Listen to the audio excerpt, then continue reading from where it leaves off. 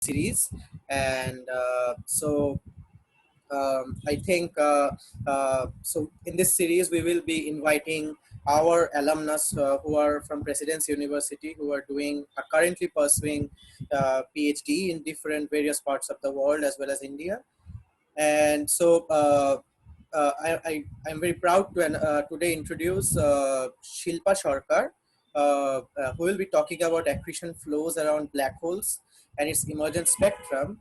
And Shilpa did her BSc from Vidhannagar College in 2013, and then she completed her master's from Presidency University in 2015, and then she joined the Aryabhatta Research Institute, which is ARIES in Nainital, and she is working with Professor Indranil Chattopadhyay. And so this is our first talk, and just some notes for all the participants that please keep yourself muted, and also please keep your video off. And if you have questions, so we won't be taking questions within the talk, but in case you have questions even within the talk, you can always write that in the chat to everyone, and at the end either or you can raise your hands, but we will be taking questions only at the end, and then either I can read your questions for you to Shilpadi and for everyone, or at that point you can turn on your audio and ask the questions. Without any further delay, let's hear from Shilpadi. Thank you, Shagnik. So, hello everyone. I am Shilpa and I am from ARIES, that is Aryabhatta Research Institute of Observational Sciences, that is located in Nainital. And I work with Dr. Indranil Chattopadhyay. So, in the left video, you can see a black hole is accreting from the ambient medium. So, there is an accretion disk, as you can see, and some amount of matter is also ejected in the form of bipolar outflows. So, I will be talking about these type of accretion flows around black holes and its emergent spectrum. So first thing is that what are black holes? So black holes are a type of compact objects. So they are born when normal stars die. That is, they represent the final stages of stellar evolution. Now, these compact objects are different from normal stars in two fundamental ways. Firstly, they do not burn any nuclear fuel at the center. That is, they cannot support against gravitational collapse by generating thermal pressure.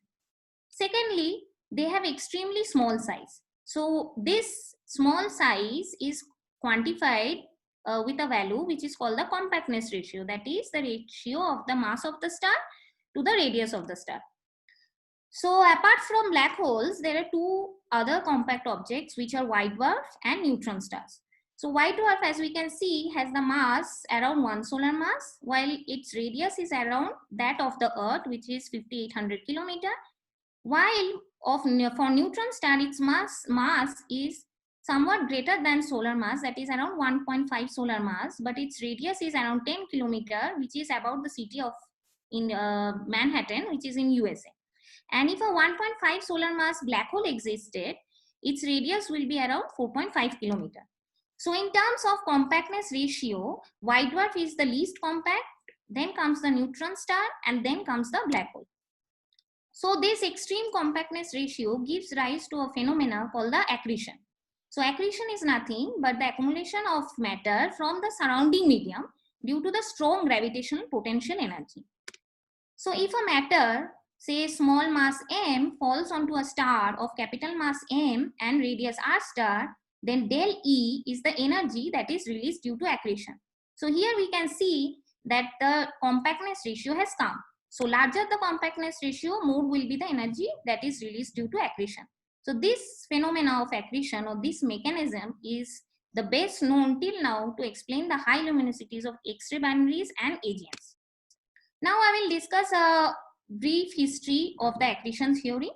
So this accretion theory started with the paper of Hoyle and Littleton in 1939, who studied the effect of accretion on a sun-like star as it passed through the ISM, with a view to explain the Earth's climatic condition changes. So this paper contained the first derivations of the grid formula.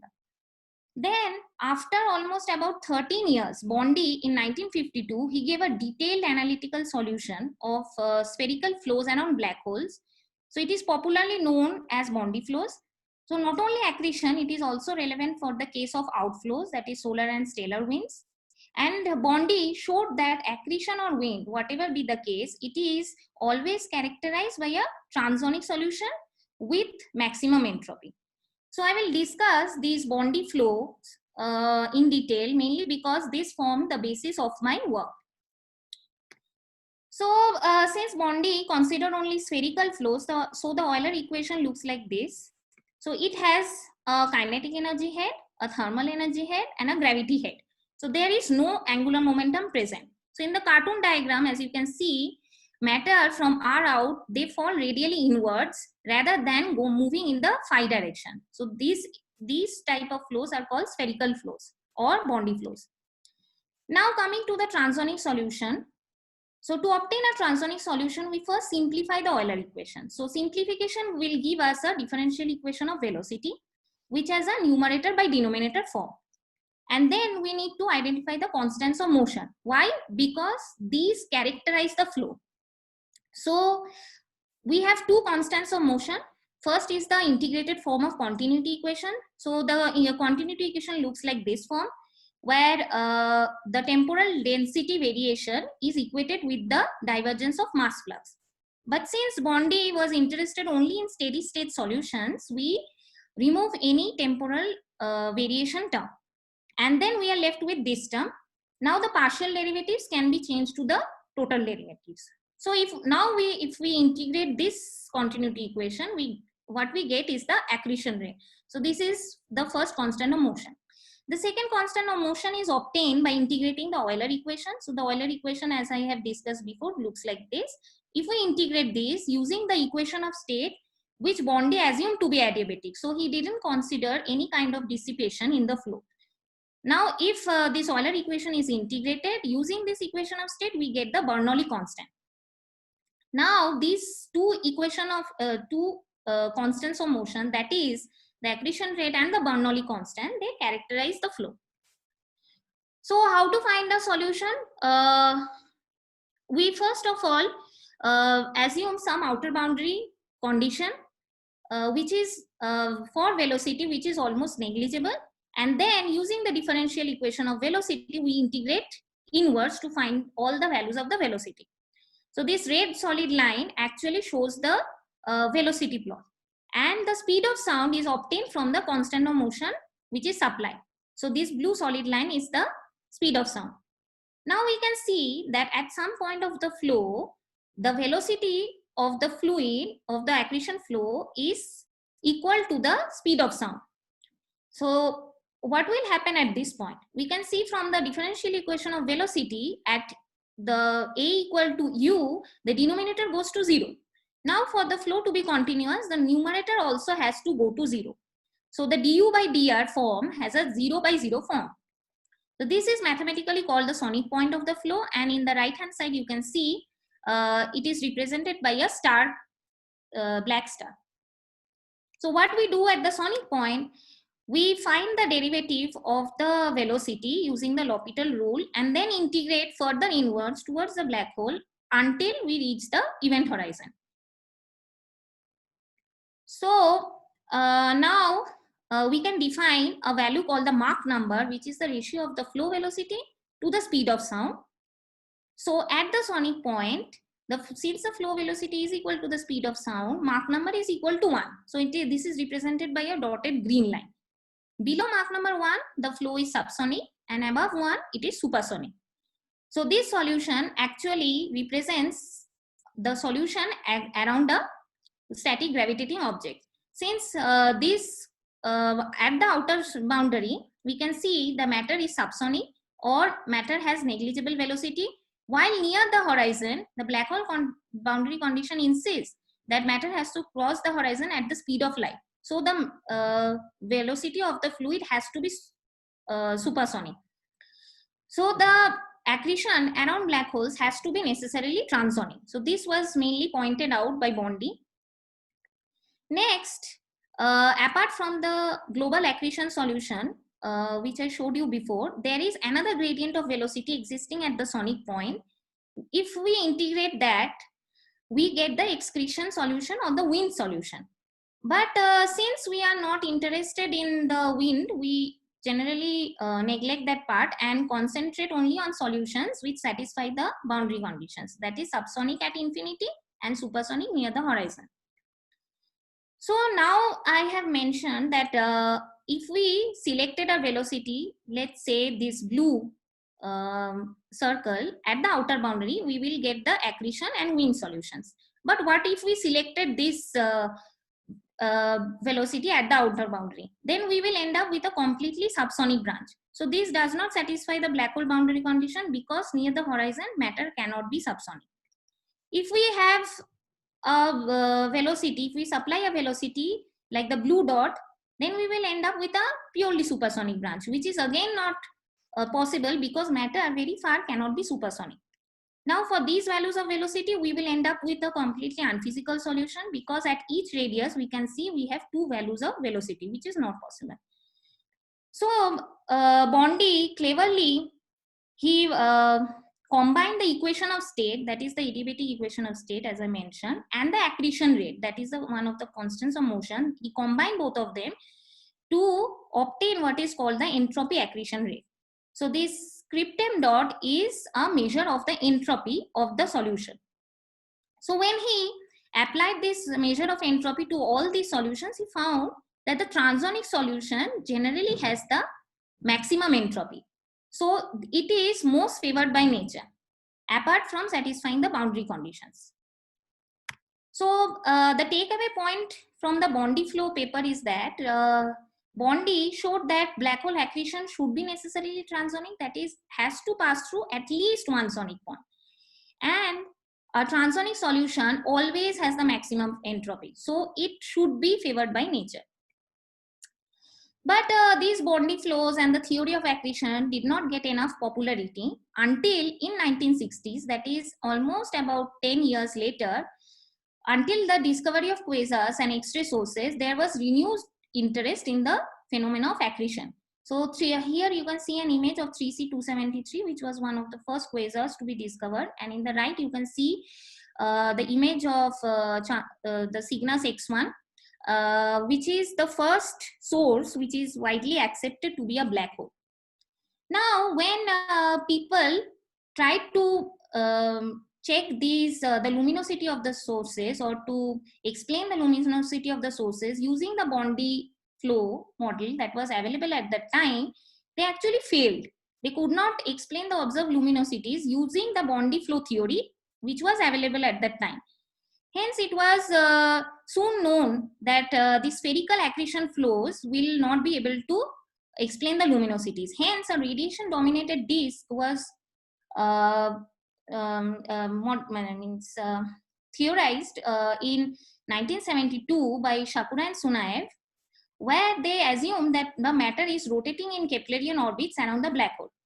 So instead of radially falling towards the black hole, that matter has enough time to radiate, and hence it was successful in explaining the observed luminosities. Apart from the Keplerian assumption, it was also assumed that the disk is optically thick and geometrically thin at each radius. So these Shakura-Sunaev disks became the famous candidates in explaining the thermal blackbody part of the spectrum, and even now it could explain all the blackbody or the thermal emission part of X-ray binaries.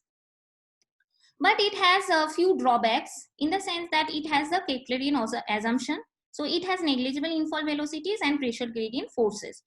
So this Keplerian assumption is similar to that of a Earth rotating around the sun.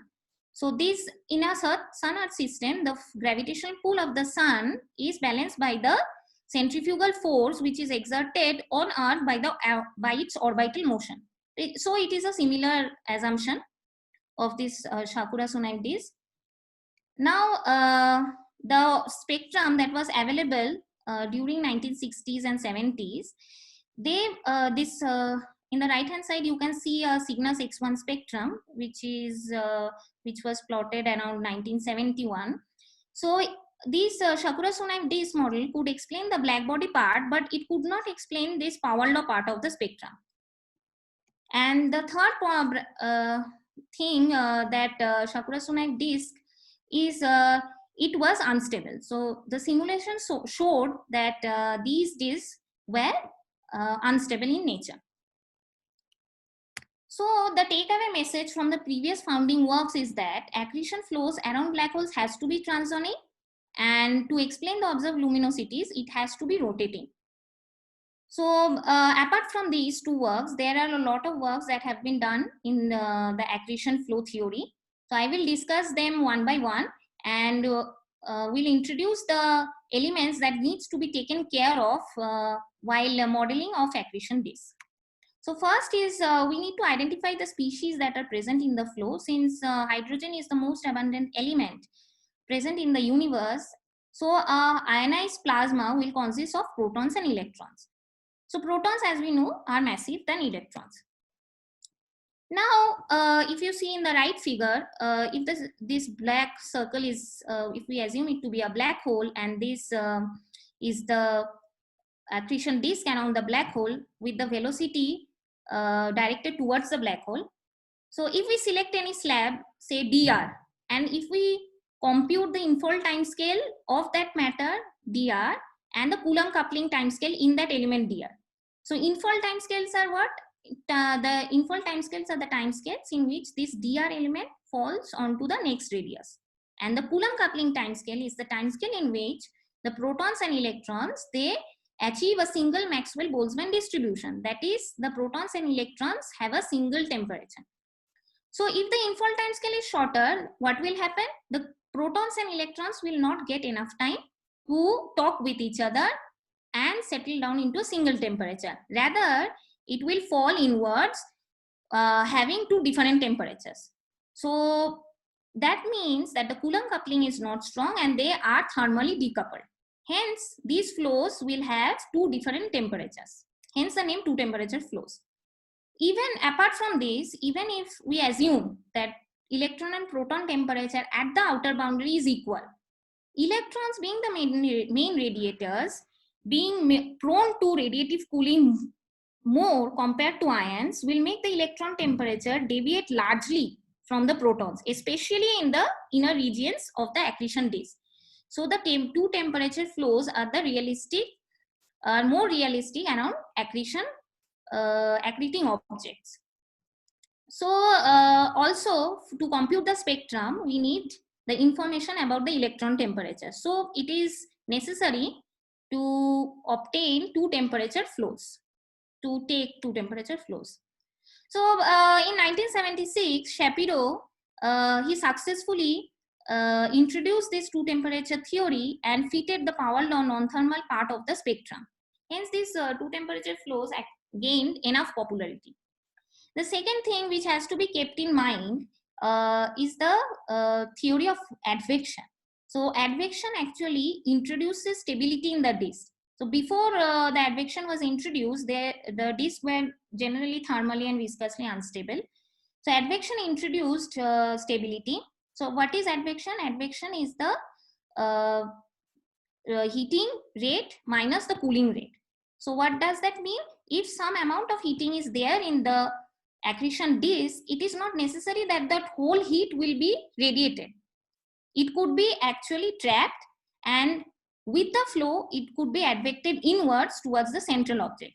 So that is guided by the first law of thermodynamics. And the cooling processes generally include the Bremsstrahlung, synchrotron, and Comptonization. And for heating processes, it includes viscous dissipation and magnetic dissipation. Now we need a relativistic equation of state. Why? Because electron and ion temperatures, they may vary by orders of magnitude from large distance to the horizon. So matter is said to be thermally relativistic when the thermal energy is greater than the rest mass energy. That is, kT by mc square is greater than 1. So not only the temperature determines whether a matter is relativistic or not, the mass of the species is also important. So a matter is thermally relativistic when the additivity index is 4/3 and non-relativistic when it is 5/3. So we use the Chattopadhyay-Ryu equation of state, which removed our constraint of specifying the adiabatic indices for each species at each radius. So this equation is the energy density formula where the summation is over the ith species. So since we have proton and electron both, so the energy density is the summation of the proton energy density and the electron energy density. Now, apart from these 5 things, we need to use general relativity, mainly because of the strong gravity around black holes.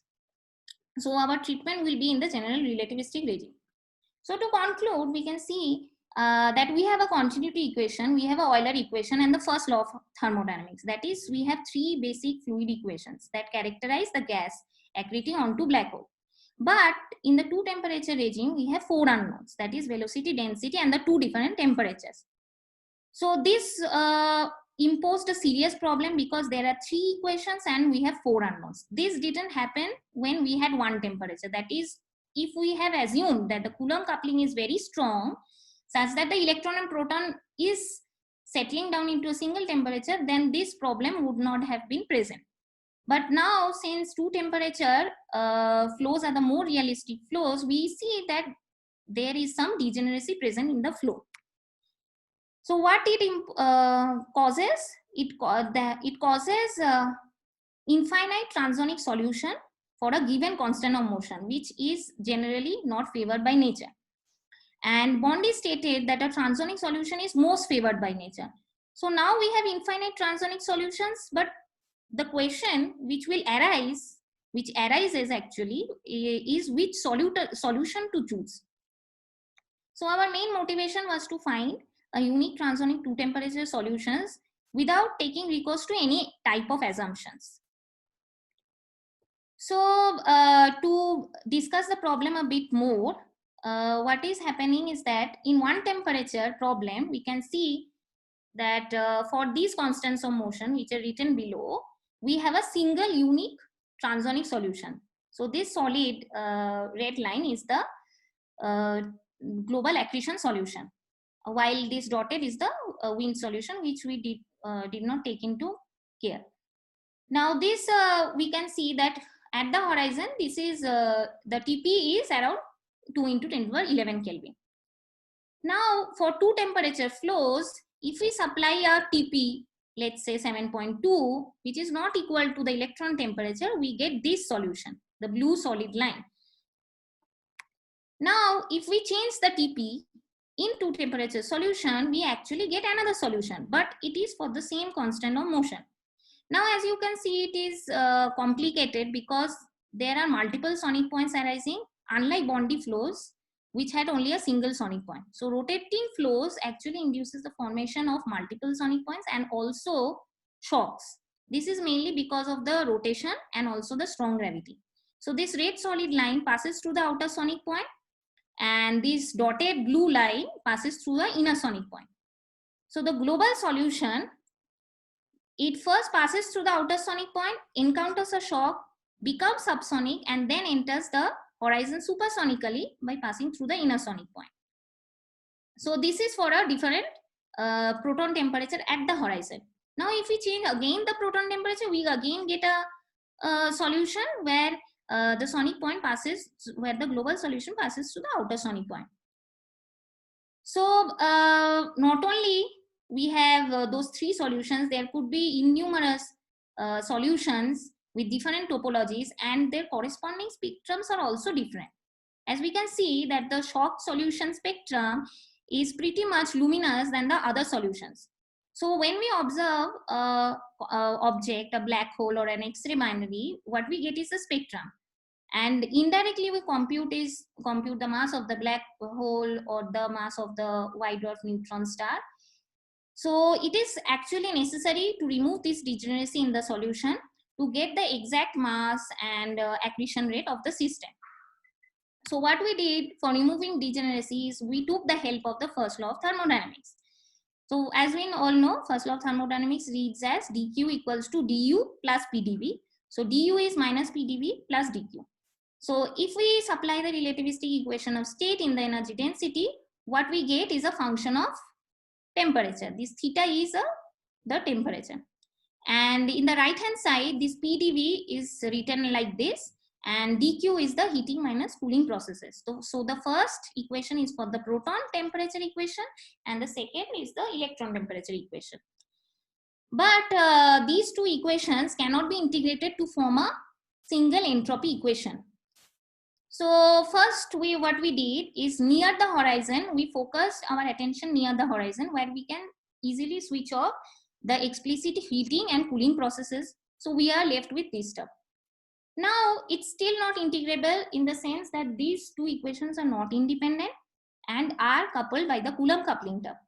But still near the horizon, we can assume that the infall timescales is much shorter than the Coulomb coupling timescales, and we can easily integrate this first law of thermodynamics for these two species to obtain a entropy accretion rate formula similar to Bondi. So this is the entropy accretion rate formula, but this is not a constant of motion, because the accretion flows are dissipative in nature, and this can only be measured asymptotically close to the horizon. So the proton temperature, electron temperature, the radius all have to be near the horizon.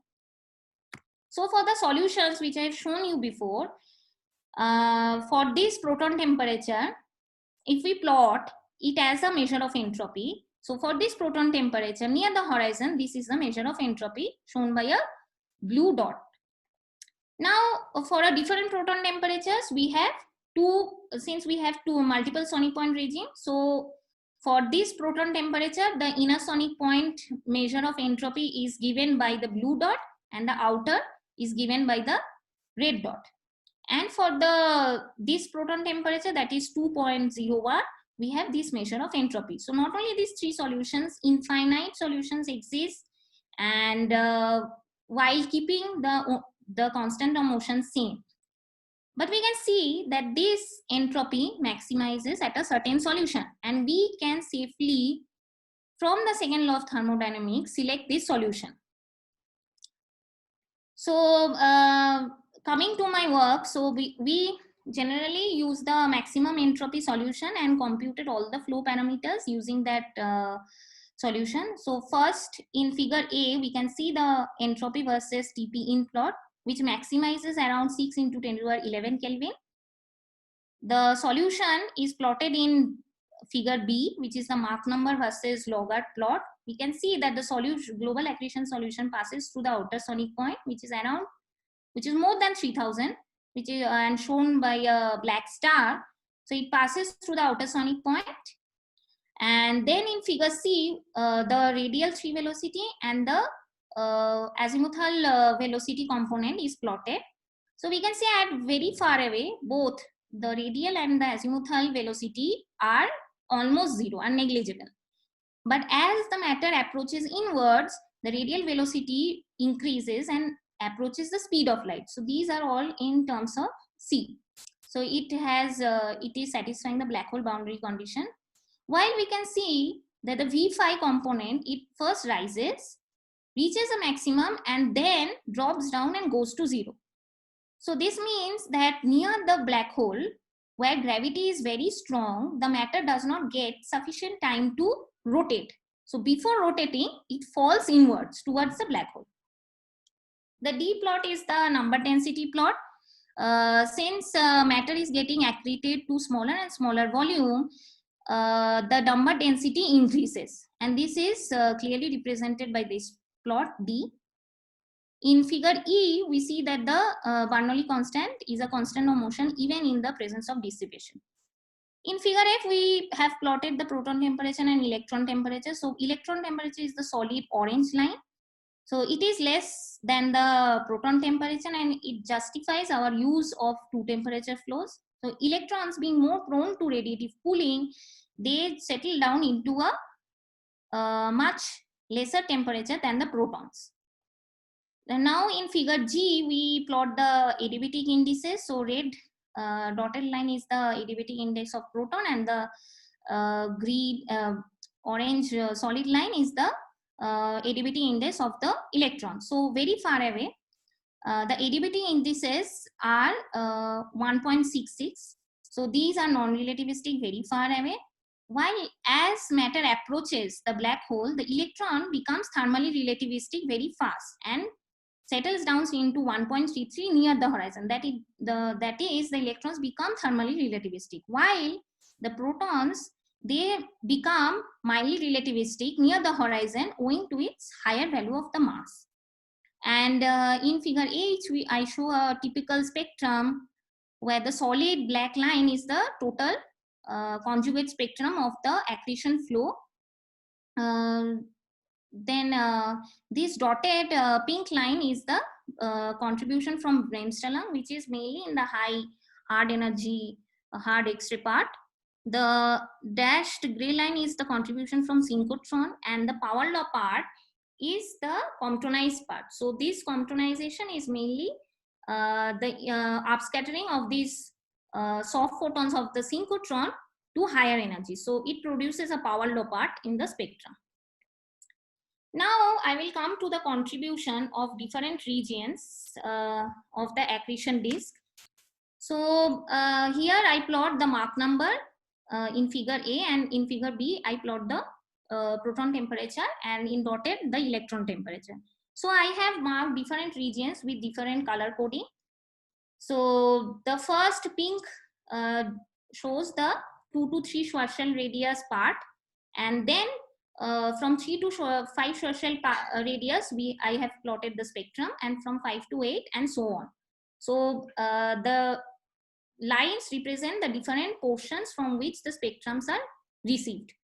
So it is generally assumed, or it is obvious, that near the black hole, in the right hand side cartoon diagram you can see that near the black hole the matter should be generally hot, and very far away the matter is cool. So this is clearly reflected in the spectrum, in the sense that far away from 10 Schwarzschild radius the spectrum has significantly reduced, the luminosity has significantly reduced due to its lower temperature and lower emission processes. But from 2 to 3 Schwarzschild radius you can see this luminosity is less than that the luminosity obtained from 3 to 5 Schwarzschild radius, although 2 to 3 Schwarzschild radius is near the black hole.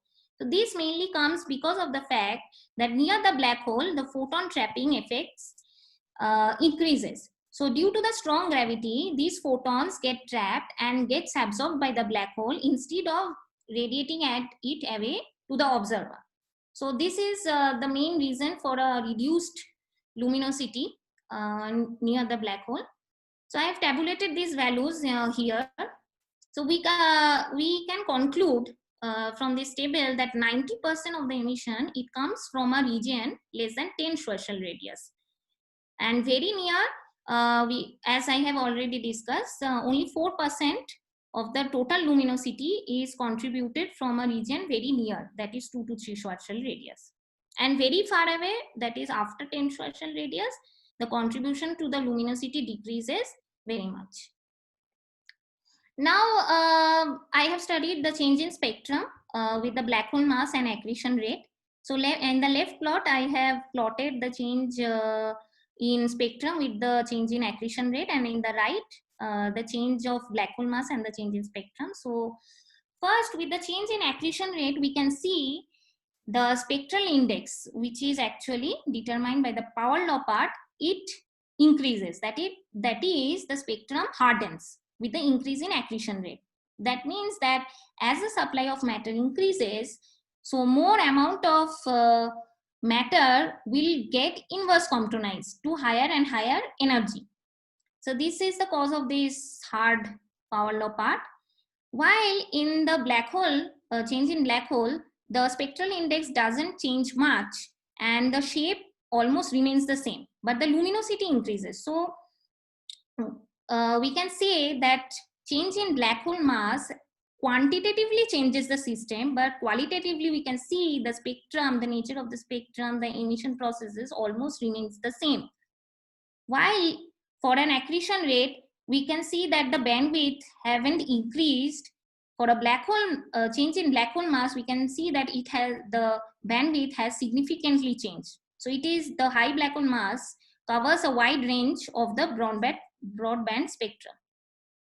Now we have plotted this information in a color bar plot. So the left side is the luminosity versus accretion rate with the color bar representing the spectral index. And in the right side, we have plotted the efficiency, which is equal to the luminosity by m dot c square. So as we can see, with the accretion rate, the luminosity increases. Now these circles represent the different black hole masses. So this is 10 to the power 3, this is 10 to the power 6, and this is 10 to the 9. So at a given accretion rate, with the increase in black hole mass, the luminosity increases. But the same trend is not seen in the efficiency. Although with the increase in accretion rate, the efficiency increases, but with the change in black hole mass at a given Eddington rate, the luminosity, the efficiency does not change much. This is mainly because the mass of the black hole dependency gets cancelled out in case of while computing the efficiencies. So this is the main paper which I have discussed, and thank you. Thank you, Shilpadi, for this wonderful talk, and I really enjoyed it. And now I think we will be taking questions. So for those of you who want to ask questions, you can write them in the chat, or you can raise a hand and then you can unmute yourself and then ask the question.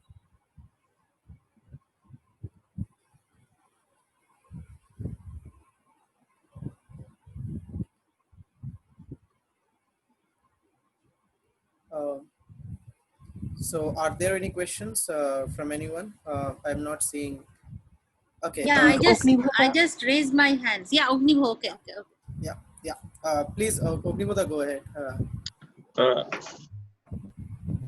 Hi Shilpati, nice talk. I actually have 3 questions. I'll just start with the first one. So the way you're defining your entropy. So as we know that since you're talking about an accretion disk here, so you have, so that's a stochastic system firstly, and you have strong general relativistic effects. I mean, that is like actually writing the entropy, which is like a very non-trivial. But you seem to like equate the entropy with the accretion rate. So how do you actually justify that? How do I equate the entropy with the accretion rate? Yes. Okay, so this is a similar thing which Bondi did. So as you can see in this slide, this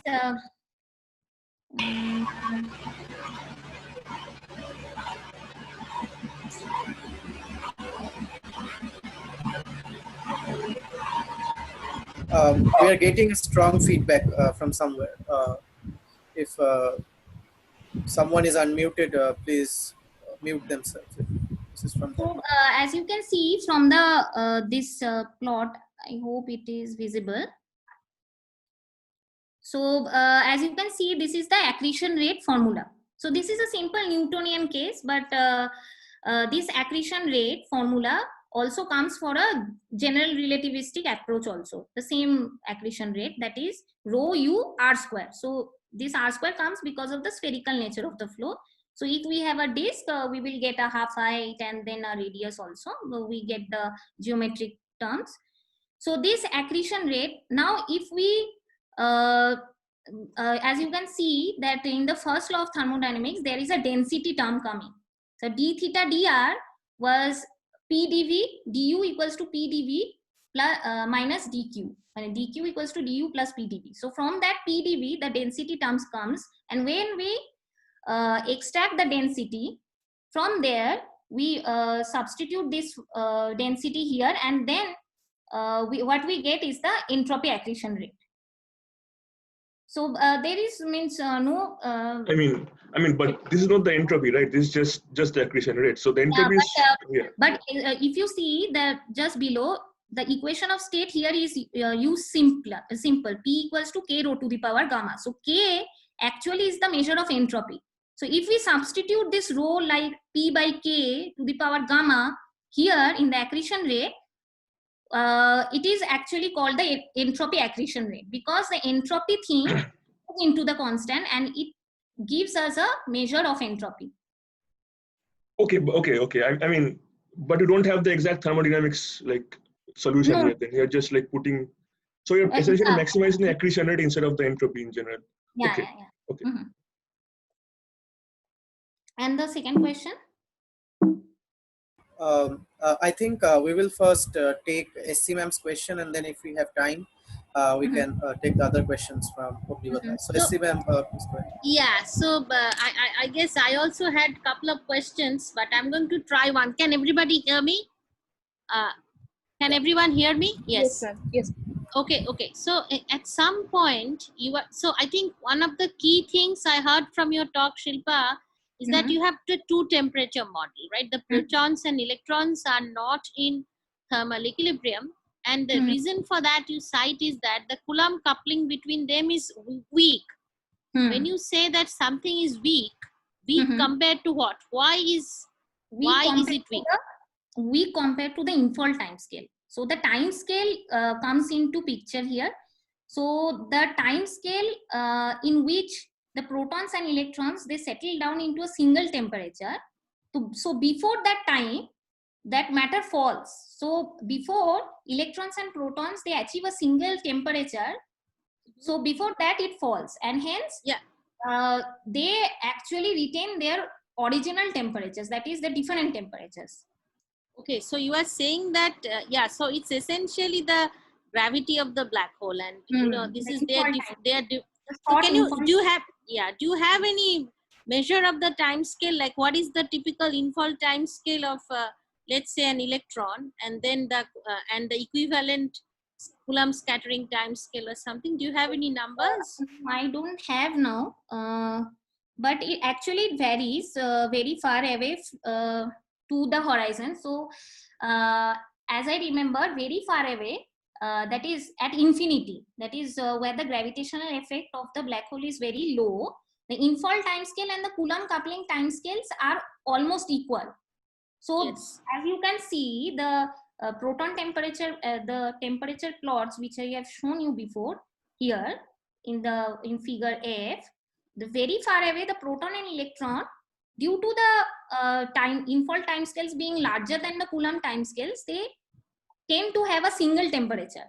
But as it moves inwards, the cooling mechanism starts to dominate in the electrons. Also, gravitational pull tries to pull the flow towards itself. So the before interacting and gaining a single temperature, they start falling with the two different temperatures. Okay. Mm-hmm. Maybe then I will wait for other questions and give. Yeah, I think RC sir had a question. So RC sir, please go ahead. Yes, Shilpa, can you hear me? Yes, sir. Yeah, so I think my question is not exactly related to the important point of your talk, which is about how you are using entropy to differentiate between possible solutions. I'm just wondering, I mean, when you are calculating the spectrum, emergent spectrum, I mean, what exactly is Compton and what exactly is, I mean, do you assume a corona-like thing which is producing the Comptonized spectrum, or what exactly is your assumptions there? Okay, so like in this plot, you can see. So what I do is first of all find the solution, and then I divide it into small different radius. So Okay. so from each radius, I calculate the emission. So at each radius, there is a hot electron thing. There are soft photons which are generated by Bremsstrahlung, by synchrotron, and then depending on the optical depth, I inverse Comptonize them. So very far away, where the optical depths are generally low because of the low number density, so the Comptonization part is low. So here you can see the 100 to 1000 Schwarzschild radius, the Comptonization is low. The spectral index of the Comptonized power law part is very less. While as we increase inwards, when the electron temperature increases, the soft photon production has also increased because of the increasing temperature. So depending on that optical depth, the photons are inverse Comptonized, and hence near 3 to 5 Schwarzschild radius and 5 to 8, we see a flat power law Compton part here. So at each radius, I don't consider a corona. I calculate self-consistently at each radius what is the optical depth, what should be the synchrotron, Bremsstrahlung, and inverse Comptonization at each radius. And then I add up these components from every radius to get a spectrum. Okay. So if other people don't have questions right now, I would ask like urge Ognivoda to continue with the other questions he had. Thanks, Shagnik. I'll just have one. So this is a very general thing. So have you actually used your model to actually explain real observations? No, I haven't done that till now, but I have overall seen these types of efficiency that comes in black hole. So in 1 Eddington rate, a typical black hole efficiency generally comes to about 10%, which is actually shown by our model. Otherwise, the spectrum, I haven't looked much into the observations. Okay, thanks.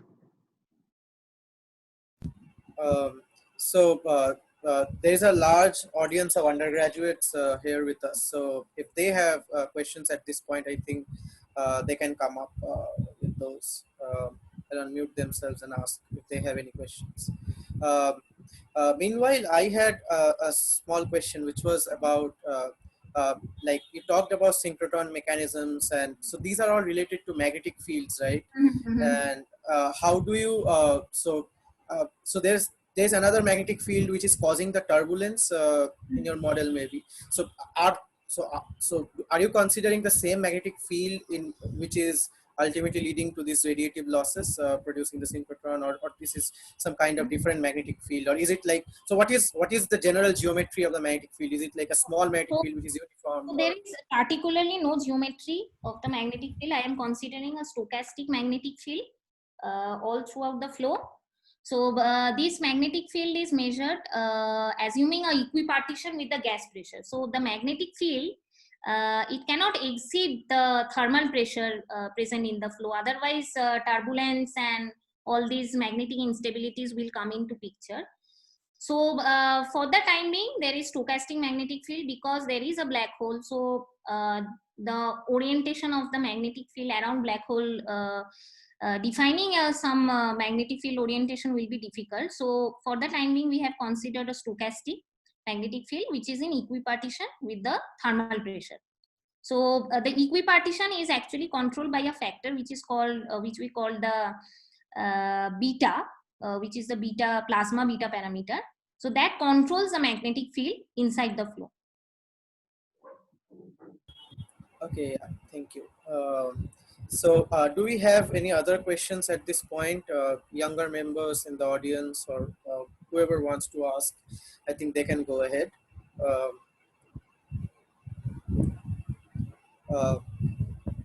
So SC ma'am, you have a question.